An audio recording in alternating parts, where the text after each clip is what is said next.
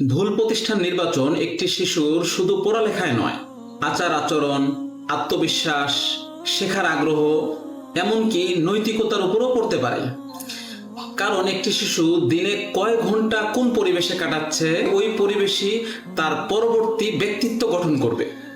আর আমাদের বর্তমান সমাজের ফেসবুকে চটকদার বিজ্ঞাপন, সুন্দর বিল্ডিং, বড় বড় এনভায়রনমেন্ট, এগুলো দেখে মানুষ অবলীলায় একটি যে কোনো শিক্ষা প্রতিষ্ঠানে ভর্তি করে ফেলে। সর্বশেষ যা হবার তাই হয়। পরিবেশের সাথে বাচ্চা খাপ খাওয়ায় নেওয়া, অর্থ সংকটে পড়া, বাজেট সাথে যাচ্ছে না, এমনকি শেষে বিরক্ত হয়ে হতাশ হয়ে পড়তে হয়। এই জন্য আমাদের উচিত আমাদের শিশুকে, আমাদের সন্তানকে ভর্তি করানোর জন্য উপযুক্ত প্রতিষ্ঠান খোঁজার ক্ষেত্রে আমাদের বেশ কিছু বিষয় ভেবে চিন্তে এরপর সিদ্ধান্ত নেওয়া দরকার। আমি মনে করি একটি শিক্ষা প্রতিষ্ঠানকে নির্বাচন করতে মোটামুটি 10টি বিষয় লক্ষ্য করা খুবই ইম্পর্টেন্ট। নাম্বার 1, যেই প্রতিষ্ঠানের ব্যাপারে আমি ভাবছি ওই প্রতিষ্ঠানের প্রতিষ্ঠা এবং পরিচালনার নীতি নৈতিকতা কি, কোন নীতির আলোকে, কোন আদর্শের আলোকে তারা প্রতিষ্ঠানটা প্রতিষ্ঠা করেছে এবং পরিচালনা করছে, এটা জেনে নেওয়া খুব জরুরি। 2 নম্বর বিষয় হলো ওই প্রতিষ্ঠানের কারিকুলাম, সিলেবাস, পাঠদান পদ্ধতি, এই বিষয়টা ডিটেলস জানা দরকার। কোন ধরনের, কোন প্রকৃতির, কিরকম, এই জিনিসটা জানা দরকার। 3 নাম্বার হলো ওই প্রতিষ্ঠানে উপযুক্ত শিক্ষক আছে কিনা, উপযুক্ত চাইল্ড সাইকোলজি বুঝে, শিশু মনোবিজ্ঞান বুঝে এবং অ্যাপ্লাই করতে পারে, এবং গড় শিক্ষক হার, প্রতিটা শ্রেণীতে শিক্ষার্থী হিসাবে শিক্ষকের পরিমাণ কতটুকু, এই বিষয়গুলো জেনে নেওয়া খুবই জরুরি। 4 নাম্বার যেটি খেয়াল করতে হবে সেটি হলো প্রতিষ্ঠানের এনভায়রনমেন্ট, পরিবেশ, পর্যাপ্ত আলো বাতাস, খোলামেলা পরিবেশ, খেলাধুলার পর্যাপ্ত জায়গা, বাচ্চা হাসছে, খেলছে, মন খুলে কথা বলতে পারছে, মন খুলে প্রশ্ন করতে পারছে, এই ধরনের পরিবেশ নিশ্চিত করতে হবে।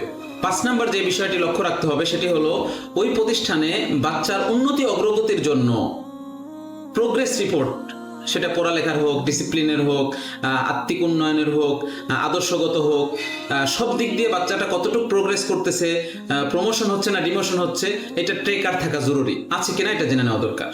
6 নাম্বার যে বিষয়টি লক্ষ্য রাখা দরকার সেটি হলো প্রতিষ্ঠানের পক্ষ থেকে গার্জিয়ানের সাথে যোগাযোগ ব্যবস্থা তাদের কেমন, তারা কি পরিমাণ যোগাযোগ করে, বাচ্চার সুবিধা অসুবিধা যে কোনো বিষয়ে গার্জিয়ানকে অবহিত করে কিনা, জানায় কিনা, প্রতিষ্ঠান থেকে গার্জিয়ানের সাথে যোগাযোগ ব্যবস্থাটা তাদের ভালো কিনা, তারা নিয়মিত কন্ট্যাক্ট করে কিনা, এই জিনিসটা জেনে নেওয়া দরকার।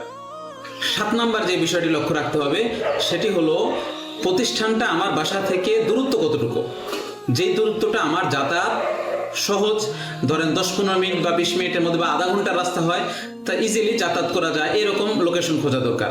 এমন দূরে লোকেশন নিলাম আমার ঘন্টার পর ঘন্টা জার্নি করতে হচ্ছে, বসে থাকতে হচ্ছে, জ্যামে বসে থেকে সময় নষ্ট হচ্ছে, এইটা বিবেচনা করতে হবে, খেয়াল রাখা জরুরি। 8 নাম্বার যে বিষয়টি লক্ষ্য রাখা দরকার সেটি হলো আমি যেই প্রতিষ্ঠানে পড়াচ্ছি সেই প্রতিষ্ঠানের অর্থনৈতিক কন্ডিশনের সাথে আমার বাজেটটা যেন যায়। ব্যাপারটা এরকম হয়ে গেল এমন কস্ট বা এত পরিমাণে খরচ যেটা আমি কুলাতে পারছি না, সুতরাং বাজেটটা জেনে নেওয়া জরুরি, তাদের খরচের হিডেন কোনো কষ্ট আছে কিনা বিস্তারিত জেনে নেওয়া জরুরি। 9 নাম্বার যে বিষয়টি খেয়াল রাখা জরুরি বা জানতে হবে আগে থেকেই, এই প্রতিষ্ঠানটা যতদিন যাবৎ প্রতিষ্ঠা হয়েছে তার প্রিভিয়াস বাচ্চাদের রেজাল্ট কেমন, ফলাফল, পড়ালেখার এবং অন্যান্য ডিসিপ্লিন, এই ইস্যুগুলো নিয়ে তাদের পিছনের ব্যাকগ্রাউন্ড বা পিছনের প্রিভিয়াস ফলাফলটা কেমন, এটা জেনে নেওয়া জরুরি। 10 নাম্বার যেটি খুবই ইম্পর্টেন্ট সেটি হলো আমি নিজে চেষ্টা করে ওই প্রতিষ্ঠানের পুরনো অভিভাবকদের সাথে ডিসকাস করব, খোলামেলা কথা বলবো যে এই প্রতিষ্ঠানের পড়ালেখা, এই প্রতিষ্ঠানের পরিবেশ, এই প্রতিষ্ঠানের বাচ্চাদের কেয়ার, যাবতীয় বিষয়গুলো কিরকম, এই জিনিসটা আমি জেনে নিব। তো মোটামুটি এই 10টি বিষয় যদি আমরা খোঁজ নিতে পারি একটি প্রতিষ্ঠানের, এরপরে প্রতিষ্ঠান নির্বাচন করতে পারি, তো আশা করি আমাদের জন্য, আমাদের বাচ্চাদের জন্য উপযুক্ত প্রতিষ্ঠান আমরা খুঁজে নিতে পারবো। মনে রাখতে হবে একটি সুনামধন্য বড় প্রতিষ্ঠান মানেই আমার বাচ্চার জন্য উপযুক্ত প্রতিষ্ঠান না, সেরা স্কুল, ভালো মানুষ তৈরির কারখানাও বটে। আপনার দৃষ্টিতে আশেপাশে যদি প্রতিষ্ঠান এরকম থেকে থাকে কমেন্টে আমাদের জানাতে পারেন। আমরা আগামী ভিডিওতে কথা বলবো ভর্তির আগে বাচ্চার স্বাস্থ্য এবং মেন্টালি প্রস্তুতির বিষয় নিয়ে। ধন্যবাদ সকলকে।